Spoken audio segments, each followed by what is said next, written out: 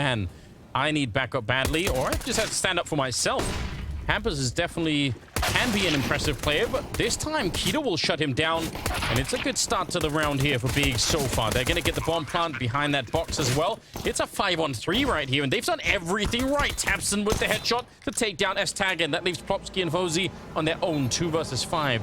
Really methodical work to get into this B-bomb side for Big. You're exactly right. Hampa's got the information, but NIP wasn't able to really get anything done with it. Nobody able to rotate into a position to help Hampus out on that initial hit. They were all forced back. Somehow this retake is getting a couple nice kills, but no real progress made towards the bomb site. And so it's just going to drift out of NIP round where they had to clean win, but they lost like 3 players right at the end for what felt like no good reason. Yeah. That's a good point. And that might be like the only reason why this money hasn't kind of ballooned to a bigger position. But either way, they're feeling very comfortable Big so far in their attack. This time, not at the B-bomb site. In fact, no presence there. You can see S-Tag on the mini-map starting to investigate towards the short sewers. He's going to see that it's all clear. There's 1 player watching for the long flank, and the rest of Big marching up long A. It's really been a project that's been in the making for a long time, Big, hasn't it? With many, many different pieces over the years. Sort of a puzzle that just keeps changing. Another one of those teams that struggled to find like the final piece, that 5th player they really, really feel comfortable with. It feels like it. That is a very important kill there for Searson to take down Fozy, because they did just lose a player to a Deagle. They're going to be able to convert this nicely. Keto will pick up a couple of kills, and it will be S-Tag. 1 versus 4. You want to talk about, I mean, we just got to see Niko play. We've talked a lot, obviously, about guys like zywoo and Simple. It almost feels like, you know, if you ever want to talk about like a lost superstar that's just kind of been swept under the rug and hasn't probably gotten, hasn't had a chance to show off what he's truly capable of in a top team, Tabson. Yeah. I don't think he's underrated. I just don't think we talk about him enough. Well, it really feels like on some level Tabson probably at some point there was like a fork in his career where he could have taken one path and become the superstar. Do you go for like the international rosters, or do you stay with the German project? Yeah, essentially try to save German Counter-Strike by becoming a... You've gotten beaten up at A. You're kind of the rotator between the 2 bomb sites who's supposed to read what the end game is and be there at the right moment. You've had a tough time at B. Do you stick around there? He's supporting. Holding off long A so Fuzi can be this aggressive with the op. He's so far forward. 18 seconds on the clock. Another good kill. He needs a 3rd one, and he's going to get run down. But Hampers has shown up. He's only going to get the 1, though. Searson comes out of the smoke, and S-Tag able to finish up the rip. But when you get 6 rounds like that, you're... Ooh, there's the boost. Talking about it, they failed it once. Fozy not going to be happy about that. That's what I like to see. Yeah, but they're coming right back into 2 aggressive players at Fountain. And these Deagles... Someone better put a stop to Hampus. He's dinked. He can get taken down through the smoke. Certainly good aggression from Faven to come grab him. Rez is going to back away, and smart. 3-on-3. Still an op in play on Searson with low health. But NIP's holding on for the moment. Yeah, it would be quite devastating to NIP if they lost this round to the ult boost and then the follow-up Eagles. That would be kind of a disaster. There's almost like a bit of a crossfire set. Oh, Rez, if you get baited into this peak, how long does Searson hold this angle? Long enough is the answer. He'll take down Rez. He did get baited. I mean, you can understand the kind of play because he's just seen them, and then 20 seconds gone by, he's like, you know what, maybe they've lost patience out here. Not at all. NIP's not blinking, though. They're kind of rolling the dice, because I was going to say there's a little bit of a crossfire set up with Rez at long and Plopsky in those stairs, but because Plopsky's not hearing any information highway towards that A bomb site, S-Tag has not left this B site. He hasn't even considered it. Yeah, could be in a good position right here to... All he really needs is a kill, and then to call in Plopsky and try and see if they can win that 2-on-2. 19 seconds on the clock. Getting real close, and there's the smoke to confirm that sticking put is the right choice. Excellent kill, and he's actually going to move forward. Almost gets away with it. Keto, brilliant headshot. He nearly got behind the sandbags. They were in a 5-second bomb plant right there. Almost out of time for it. Plopsky now in a 1 versus 2. And Searson at it again, finding the perfect angle. He's thinking about it. He's sneaking into it.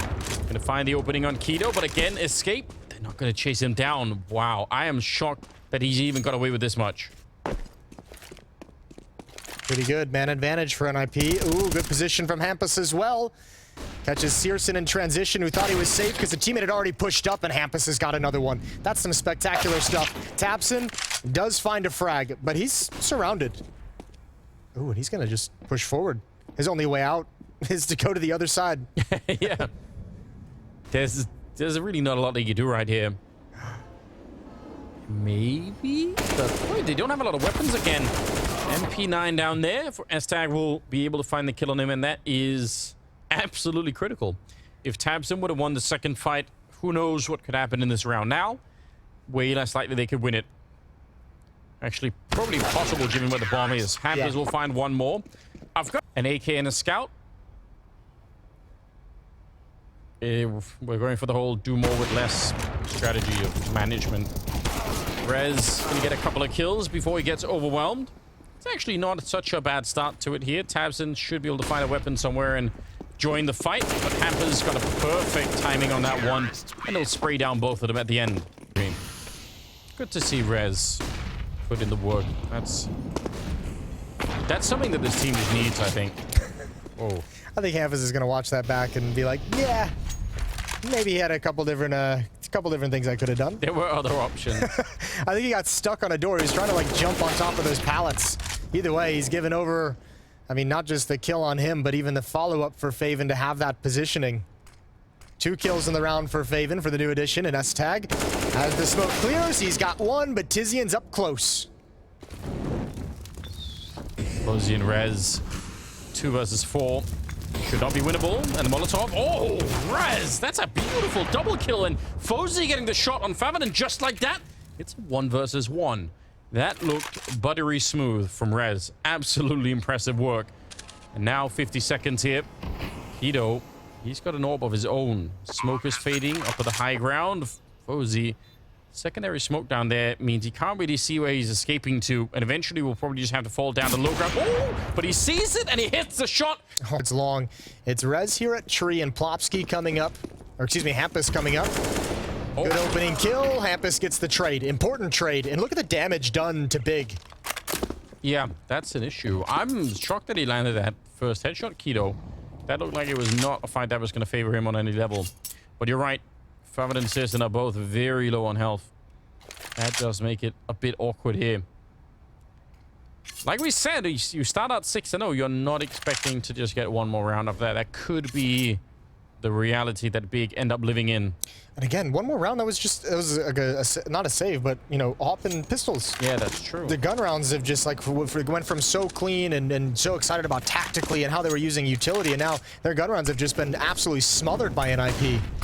Yeah, that's true. It all changed quickly. Ooh, timing there for Hampus, very dangerous, but it did slow them down. Fozy's out with the dualies because they got a bit close for that AWP, but he's still going to be going down, and Hampus, he'll be found as well. Good work at the end of the day, and a 2-on-3. Still a couple of them very low on health. If that nade had landed on any of the other 2 players, they would have been gone. And Tabson, at least he got his bomb down, but did give his life for it as well. Health advantage massively for NIP at the moment. Going to be a Molotov to force them back, and they can't even play around it. They can't even, you know, run into it to try and do anything.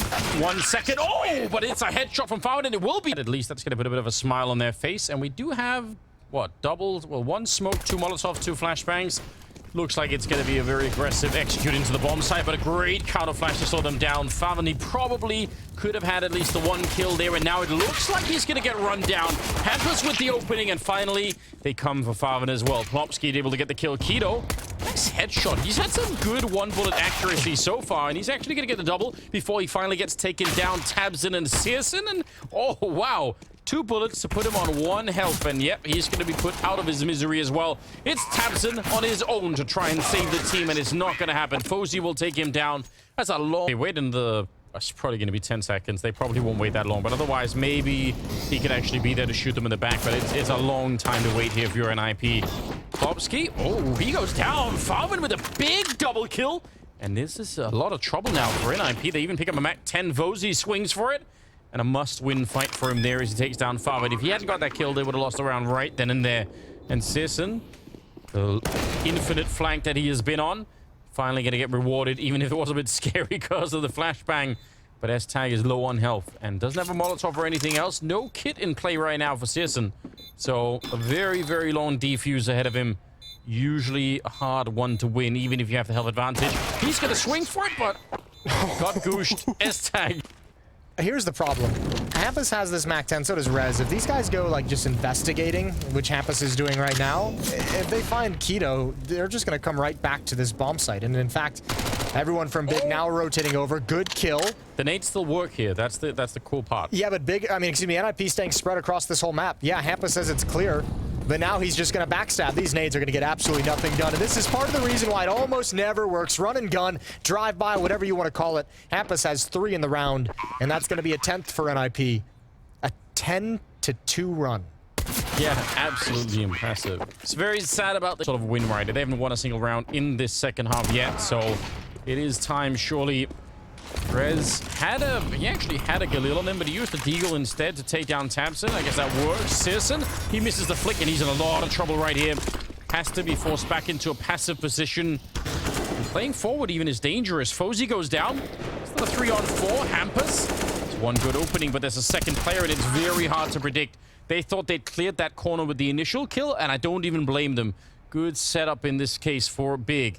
And now it's on Rez. 9 seconds on the clock. He sees one of them, but the bomb is right there, and he has to go for it. He can't even fake it. They're going to be running on right on top. And Searson, it's a good promise. They can still lose this round. I mean, we talked about this earlier. Sometimes defending for this B bomb site, even with 4 players, is not enough. And that's going to feel devastating if that happens. Tizian, though, take down Hampus. Listen, I don't care what bomb site it is. If 4 players isn't enough to hold on to it, you know?